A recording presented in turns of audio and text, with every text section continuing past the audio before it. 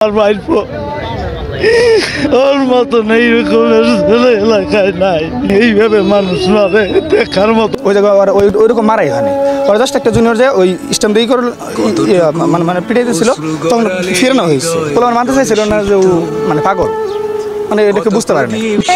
মারছে, তারপর আবার ভাত খাওয়াইছে, এরপর আবার মারছে, আবার খাওয়াইছে। তো এটা কোন মানে ইসে আছে?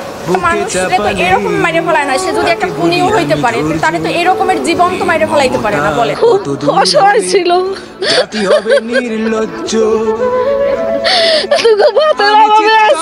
কিভাবে হত্যা করছে।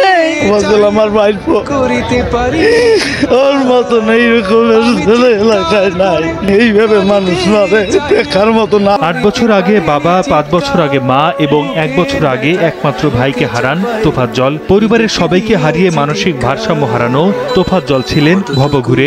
ঢাকা বিশ্ববিদ্যালয়ে তার উপর যে এক নিষ্ঠুর নির্যাতন চালানো হয়েছে, সেই ক্ষোভ দেখা গেছে এলাকাবাসীর চোখে মুখে। হত্যাকাণ্ডে জড়িত সবার দৃষ্টান্তমূলক শাস্তির দাবি করেছেন তারা। কোনোদিন ওরা দেখি নাই যে আপনারা একটা জিনিস তুলে নিয়ে গেছে, এরকম কোনো রেকর্ড ছিল না। যারা এই কাজে জড়িয়েছিল, এই জুলুম করেছিল, তাদের সর্বোচ্চ বিচার চাই। পরিবারের পক্ষ থেকে আমরা তার বিচার দাবি করি।